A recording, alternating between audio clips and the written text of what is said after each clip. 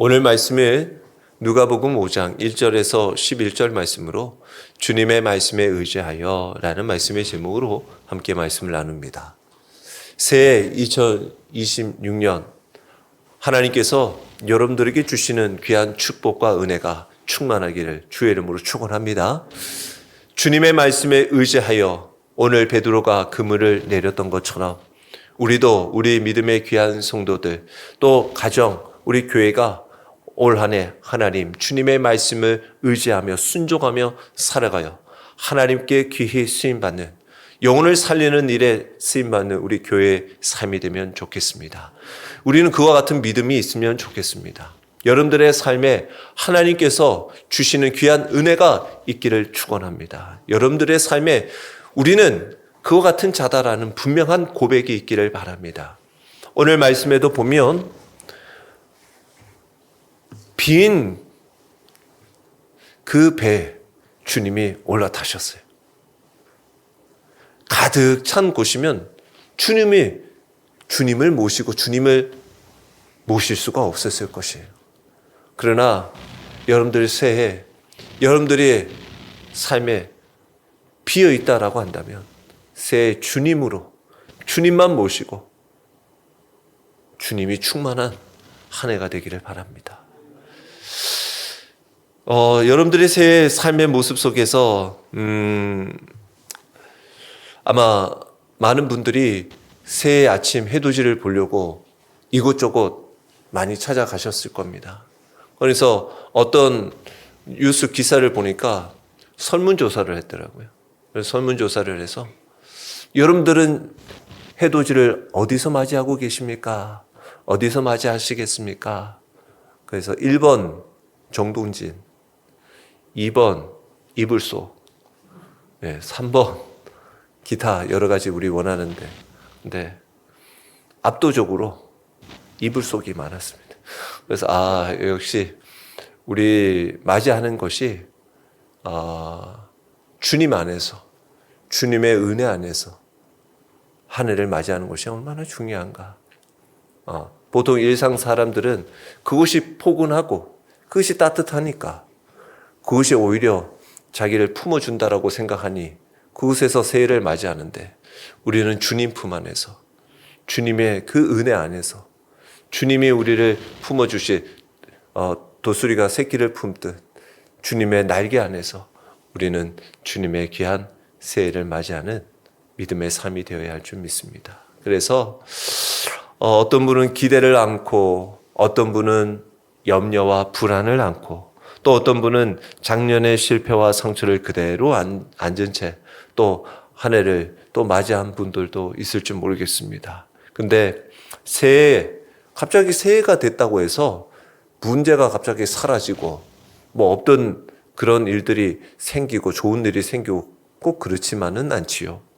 하지만 오늘 말씀에서도 새해를 출발하는 우리들은 어떤 상황에 놓여 있든지 하나님의 말씀으로 시작할 수 있다라는 것입니다. 그래서 갈릴리 호숫가에서 예수님을 만나 그 베드로가 희망보다 실패와 허탈함 속에 있었을 그때 그 자리에서 주님을 만남으로 그의 삶의 방향이 완전히 바뀌었던 것처럼 우리도 올 한 해 주님께 시선을 고정하시고 주님이 이끄시는 방향을 찾아 또한 믿음으로 살아가는 말씀을 의지하는 한 해가 되기를 바랍니다. 어떤 가정에 너무나 가정이 경제적으로 어려운 가정을 맞이한 성도들이 있었습니다. 성도 가정이 있었는데 냉장고를 열면 먹을 것이 없는 거예요. 그런 가운데서도 매주 예배를 드리면서 하나님 앞에 없는 것 가운데서도 순종하는 마음으로 감사하고 또 하나님 앞에 헌신하고 충성되이 믿음 생활을 지켜나갔어요. 근데 놀라운 일들은 그때마다 큰 돈이 생기는 건 아닌데 갑자기 큰 돈이 생기는 건 아닌데 냉장고 비어있는 냉장고에 누가 음식을 갖다 주고 채우시는 은혜가 있더라는 거예요. 그것도 풍족하게 채워지는 것은 아니었어요. 예상치 못한 도움의 손길들이 있었어요. 그래서 그 성도가 얘기를 하기를 냉장고는 비어 있었지만 하나님의 공급함은 비어 있지 않았다라는 거예요. 하나님의 기적은 항상 풍성한 상태로만 우리에게 나타나고 주어지는 것은 아니더라는 것입니다. 말씀을 의지하고 순종 위에 살아갈 때 부족함 속에서도 흔들리지 않는, 공급함이 끊이지 않는 하나님의 손길을 경험하며 살아가더라는 것입니다. 여러분들의 삶에도 올 한 해 이와 같은 은혜가 있기를 축원합니다. 우리가 새해 우리 2026년 우리 대한민국 교회는 별과 같이 영원토록 빛나리라라는 다니엘서 12장 3절의 말씀을 붙들고 한 해 그와 같이 별과 같이 빛나기를 원합니다. 그 별과 같이 영원토록 빛나는 자는 어떤 자입니까? 지혜로운 자를 말하는 거예요. 궁창의 하나님은 그 지혜로운 자를 빛과 같이 밝혀주시는데 그 지혜로운 자가 어떤 자인가? 잃어버린 영혼들, 죽어가는 영혼들, 많은 자들을 옳은 대로 하나님께로, 주님으로 돌아오게 하는 자다라는 것입니다. 이것은 예수 그리스도를 믿는 우리들의 삶에 하나님이 주시는 귀한 사명이요 또한 은혜입니다. 새해 저도 기도하면서 새해 어떻게 말씀을 붙들까? 어떤 말씀으로 하나님 앞에 나가면 좋을까? 기도하는데 하나님께서 이 누가복음의 이 5장에 제자들을 주님께서 불러주시고 그 빈 배에 오르셔서 그 삶의 터전에 주님께서 그 말씀의 자리로 우리를 이끌어 주시고 말씀을 의지하며 우리에게 결국 채워진 모든 세상의 것이 아니라 결국 영혼을, 사람을 살리는 일에 우리를 사용하시면 좋겠다라는 그런 하나님이 주시는 마음이 있었습니다. 오늘 이 말씀을 통해서 하나님이 올 새해 우리에게 주시는 귀한 말씀이 어떠한지를 함께 살펴보기 원합니다.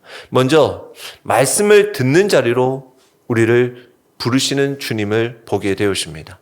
1절의 말씀을 보니까 무리가 몰려와서 하나님의 말씀을 들으세 예수는 게네사렛 호숫가에 서서라고 말씀하고 있습니다. 게네사렛 호숫가는 바로 갈릴리 바다입니다. 그곳에서 예수님은 여러 많은 사역들을 행하셨습니다. 그리고 요한복음 2장에서도 예수님의 첫 표적이 되셨던 가나안의 혼인잔치도 이 갈릴리 호숫가 근처에 있는 다 마을들이셨습니다. 그런 가운데서 많은 무리들이 여전히 예수님 앞에 말씀을 듣고자 나왔다라는 것입니다. 그렇습니다. 우리의 삶 가운데 많은 지식과 정보와 또한 내가 가지고 있는 경험들, 내가 가지고 있는 많은 형편들이 있더라도 우리는 주님의 말씀 앞에 나와야 합니다. 주님의 말씀을 의지해야 합니다. 주님의 말씀이 아니면 살아갈 수가 없습니다. 그래서 오늘도 많은 무리들이 주님의 말씀 앞에 모인 것처럼 우리도 날마다 주님 앞에 나와 말씀을 붙들어야 하는 것입니다. 그런 가운데 2절의 말씀에 보니까 호숫가에 배 두 척이 있는 것을 보시니 어부들은 배에서 나와서 그물을 싣는지라라는 거예요. 그물을 싣고 있다. 이제 마지막으로 이제 그들이 수고하고 이제 내일을 위하여 그물을 씻어 준비를 하며 하루를 마감하고 있는 것을 보게 되었습니다.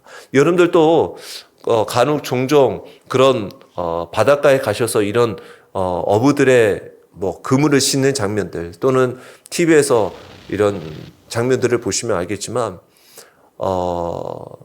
많은 수확이 있을 때, 많은 그런 물고기 수확이 있었을 때는 그것이 참 기분이 좋아요. 그리고 흥얼거리면서 노래도 부르면서 그물을 싣지만 허탕을 치고 왔을 때는 그 그물을 싣는 그 수고로운 일이 얼마나 어려운지 모릅니다. 그 수고하고 애썼지만 아무것도 없는 그 그물을 싣는다라는 마음, 그리고 거기에 비어있는 그 두 척, 주님께서 보시고 그들에게 찾아오시는 것을 보게 되었습니다. 베드로와 동료들, 밤새도록 그물을 던졌지만 아무것도 잡지 못했어요. 그물은 비어 있고 몸은 지쳐 있고 마음은 낙심해 있습니다. 이 장면이 새해를 맞이하는 우리 모습과 좀 닮아 있지 않습니까? 열심히 살았어요. 근데 돌이켜보니 딱히 결과가 없는 한 해였던 것 같아. 기도했지만 뭐 딱히 내가 무슨 어떤 응답 그렇게 하나님께도 놀랍게 응답해 주셨나.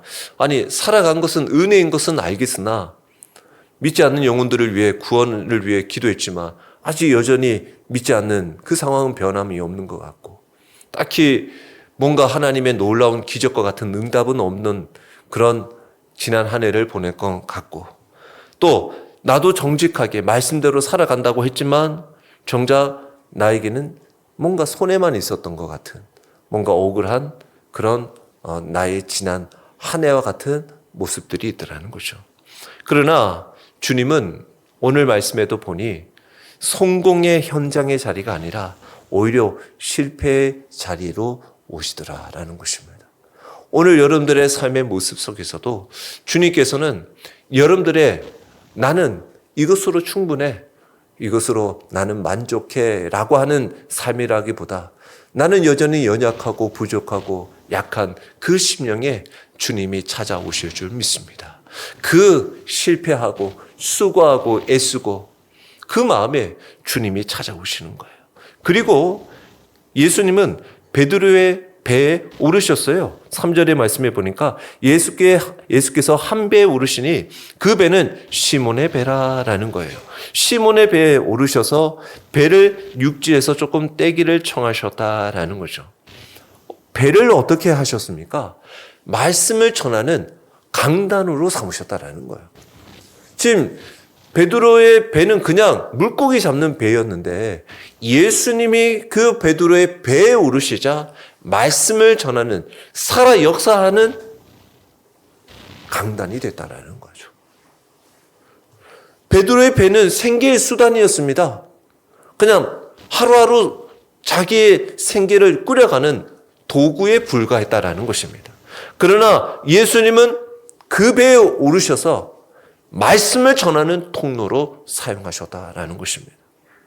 여러분들의 삶에도 주님이 함께 하시고 주님이 여러분들 가운데 말씀으로 임하셔 순종함으로 주님을 맞이하여 영접하는 그 자리가 곧 말씀의 통로가 되는 은혜의 자리가 될 줄 믿습니다. 여러분들의 삶의 자리는 그냥 하루하루 살아가는 생계의 수단만이 아니라 생명의 말씀이 전해질 수 있는 거룩한 그 말씀의 자리가 된다라는 것입니다. 주님은 우리의 삶의 현장을 떠나지 않으시고 그 자리에 찾아오셔서 말씀하여 주신다라는 것입니다. 새해에도 하나님은 문제가 해결된 다음에 그래 나를 따라오라 라고 말씀하지 않으시고 오히려 지금 내 모습 그 자리 그 모습 그대로 찾아오셔서 주님은 내 말을 들으라 라고 말씀하고 계십니다.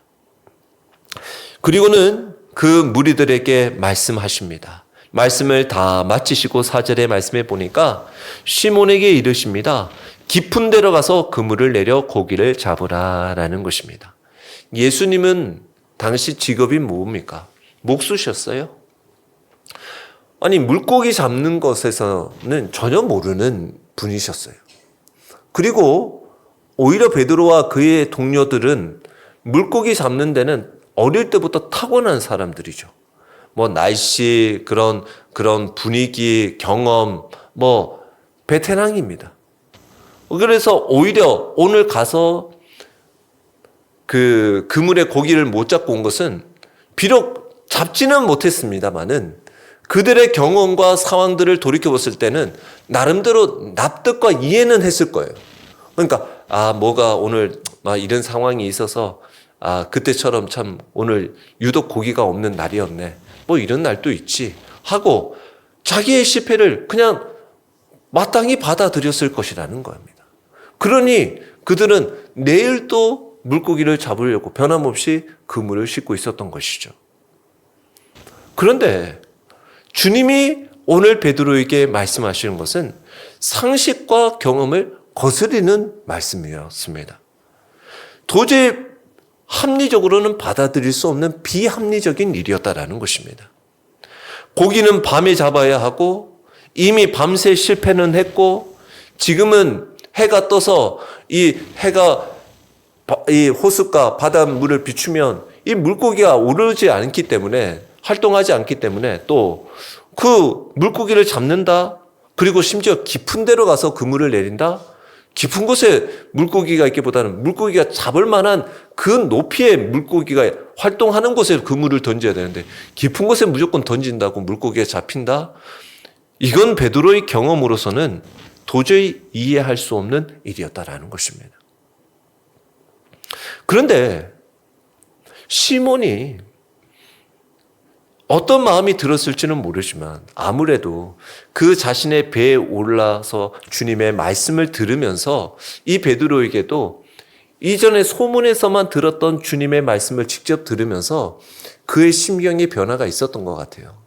그러니 5절에 다른 군말하지 않습니다. 시몬이 대답하여 이르되 선생님 우리들이 밤이 새도록 수고하였으되 잡은 것이 없지만은 말씀에 의지하여 내가 그물을 내리리다 라고 말씀하고 있어요. 자, 베드로는 아직까지는 주님의 말씀을 다 인정할 수는 없어요. 그래서 주님을 부르는 것을 랍비여 선생님이라고 말하고 있어요. 아직은 예수님을 주로는 고백하지 못하고 있어요. 선생님 알겠습니다. 선생님이 얼마나 지혜 있으신지 모르겠지만 제가 한번 그 선생님의 말씀을 한번 들어보겠습니다. 라고 얘기를 하고 있어요. 근데 이 말씀에 의지하여라는 것은 지금 순식간에 순간적으로 주시는 살아있는 생명의 말씀을 말하는 거예요. 살아있는 말씀. 주님이 우리에게 주시는 그 말씀을 지금은 납득하고 이해할 수는 없지만 알겠습니다. 순종하겠습니다. 라고 생명의 말씀으로 받아들였다라는 겁니다. 내 경험 위가 아니라 선생님의 말씀 위에 그물을 내리겠습니다. 라는 것이었어요. 이것이 믿음입니다. 이해가 되어서 순종하는 것이 아니라 순종하기에 하나님이 주시는 지혜로 이해하는 것입니다. 우리의 순종도 이해보다 앞서서 순종하는 믿음의 삶이 되기를 축원합니다. 이해해서 순종하는 것은 믿음이 아니에요. 그것은 동의입니다. 그냥 합리적으로 받아들이는 것이지. 그러나 순종은 주님이 말씀하셨기 때문에 순종하겠습니다. 주님의 말씀이기 때문에 순종하겠습니다. 라는 것입니다. 자, 그러자 6절에 그렇게 하니 고기를 잡은 것이 쉼이 많아 그물이 찢어지는지라 라는 거예요. 순종의 결과는 상상 이상이었습니다. 그물이 찢어질 만큼 그 배에 두 배가 가득 찰 정도로 채워졌다라는 것입니다. 그런데 여기서 중요한 것은 기적의 목적은 개인의 풍요로만 얻어지는 것이 아니다라는 거예요. 지금 이 자기의 그물이 찢어질 정도로 배에 올랐더니 이 배에 충분히 자기 배로만은 될 거 아니니까 7절에 이에 다른 배에 있는 동무들을 손짓하여 도와달라고 해서 두 배에 채워서 잠기게 되었어요. 그래서 예수님께서 기적을 베풀어서 물고기를 많이 잡았어요. 이제 너 물고기 많이 잡았으니까 물고기 잘 팔아가지고 너 이 물고기 판 돈으로 너 풍요롭게 살아가렴 이라고 주님이 기적을 베풀어 주신 것이 아니다라는 거예요. 여기서는 주님의 계시가 주님의 뜻이 있었다라는 것입니다. 요한복음 2장에서도 가나안 혼인잔치에서도 예수님이 물이 변하여 포도주로 바뀌는 그 기적은 난감한 혼인잔치에 잃어버린 기쁨을 회복하는 것도 있었지만 난감한 그 혼인에 그 준비했던 자들의 그 문제들만 해결해 주는 것만이 문제가 아니라 그 혼인잔치에 물이 변하여 포도주로 된 것은 하나님의 영광을 나타내기 위하여 주가 그리스도 되심을 계시하고자 그 일들을 이루셨다라는 것이죠. 즉 예수님도 베드로 부자 만들려고 이 기적을 행한 것이 아니다라는 거예요. 예수님이 누구신지를 알게 하기 위해서 이 일을 행하셨다라는 것입니다. 어떤 한 성도도 이렇게 고백합니다. 말씀대로 11조를 시작했을 때 계산은 전혀 맞지 않았다라는 거죠. 그런데 이상하게도 그 11조를 드리면서도 어렵지만 근근히 그 어려운 가운데서도 계산에 내가 풍족하지는 못하지만 드리는 가운데서도 가정은 무너지지는 않더라는 거죠. 오히려 하나님이 주시는 마음과 평안과 회복이 찾아오더라라는 것입니다. 하나님의 말씀을 붙드는다. 말씀은 신뢰의 대상입니다. 이 말씀의 순종으로 의지하여 내가 얼마만큼 얻어지나 이익의 계산의 도구가 되어서는 안 된다라는 것입니다. 하나님의 말씀은 신뢰하고 순종하는 것입니다. 그랬을 때 이 주님이 우리에게 주시는 그 계시, 이것을 이 베드로가 깨닫게 되죠. 비로소 시몬이 8절에서 10절의 말씀에 보니까 주님의 은혜 안에 이 베드로는 무너집니다. 시몬 베드로가 이를 보고 예수의 무릎 아래 엎드려 이르되 주여 나를 떠나소서 나는 죄인이로소이다 하니 라고 말씀하고 있습니다. 기적을 본 베드로는 환호하고 막 즐거워하고 이제 주님으로 말미암아 나는 이제 부자가 되겠구나 라는 환호가 아니라 오히려 주님께 회개했고 엎드렸다라는 거죠. 왜였을까요? 기적 속에서 그는 무엇보다도 더 크신 분이라는 것을 알았던 거예요. 와, 이분은 물고기 많이 잡는 놀라운 분이구나 라는 것을 보면서 자신의 죄를 비추며 주님의 거룩함을 보았다라는 것입니다. 그러면서 이사야도 그랬죠. 주님께서 이사야를 부르면서 화로다 나여 이 망하게 되었도다. 주님 앞에 자신을 앞에 비추어 보니까 너무나 부족한 자신의 모습들을 보게 되었던 것입니다. 그러면서 베드로는 은혜 앞에서 자신을 바라보게 되었던 거예요. 그러면서 참된 은혜는 교만하지 않고 겸손하게 주님 앞에 엎드린다라는 것입니다. 우리가 하나님의 말씀을 의지한다. 올 한 해 하나님 앞에 말씀에 순종하기로 결단한 우리들은 주님 앞에 엎드려 겸손히 주님의 말씀을 붙들며 살아가는 거예요. 그것이 우리에게 주어진 귀한 은혜라는 것입니다. 그리고 말씀에 의지하는 사람을 주님은 부르십니다. 부르셔서 뭐라고 말씀하십니까? 오늘 두려워 떨고 주님 앞에 회개할 때 오히려 예수님은 10절에 무서워하지 말라. 이제 후로는 네 사람을 취하리라 라고 말씀하고 있어요. 네 사람을 취하리라. 네 사람을 취하리라. 어부는 뭐 하는 사람입니까? 물고기 잡아서 물고기 팔아서 사는 사람이에요. 물고기 잡은 물고기는 어떻게 됩니까? 팔려가면 물고기는 죽는 인생이에요. 어부는 고작 해봤자 물고기 잡아 물고기 죽이는 인생이에요. 물고기를 잡아서 죽여서 팔아서 사는 인생이라는 거예요. 그런데 주님은 그 물고기 죽이는 인생 되지 말고 사람 살리는 인생으로 살아가도록 그를 불러주셨다라는 거예요. 그의 삶은 물고기 잡아서 생계로 먹고 사는데 살아가는 거였다고 한다면 이제 그를 부르셔서 내가 존재하는 이유가 무엇인지를 발견하게 했다라는 것입니다. 나는 이 땅에서 먹고 잘 살아가기 위해서 사는 존재가 아니구나. 나는 주님의 사명을 감당해야 할 하나님의 귀한 자이구나. 주님이 우리를 부르신 자이구나라는 자신의 존재를 발견하는 분명한 목적을 발견했던 자다라는 것입니다. 그리고 모든 것을 버려놓고 예수님을 따랐다라는 것입니다.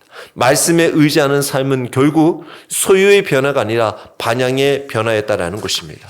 여기서 모든 것을 내려놓고 어떻게 보면 육지에 모든 것을 버려놓고 예수님을 따랐다라는 것은 모든 것을 등한시했다라는 것이 아니라 가장 우선순위의 삶을 주님께로 또한 앞장섰다라는 것입니다. 그래서 이 베드로는 결국 이방인들을 교회로 받아들이는 환상, 이 사도행전 10장의 고넬료를 만나게 하는 그 일들까지 오늘 이 말씀들이 이어지는 것을 보게 되었습니다.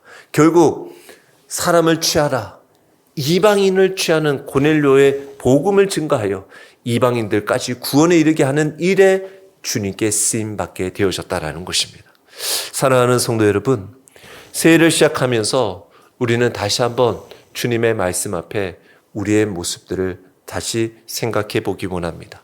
올 한 해 여러분들은 내 경험으로 또 내 가지고 있는 감정과 또 내 그 결단의 그 계산적인 방법으로 살아가려고 하십니까? 아니면 모든 일에 주님의 말씀이십니까? 베드로의 인생을 바꾼 것은 말씀을 의지하여라는 이 말씀, 이 문장을 붙들고 갔던 것입니다. 그래서 바라기는 새해 여러분들의 삶 가운데서도 말씀을 먼저 듣는 한 해가 되기를 축원합니다.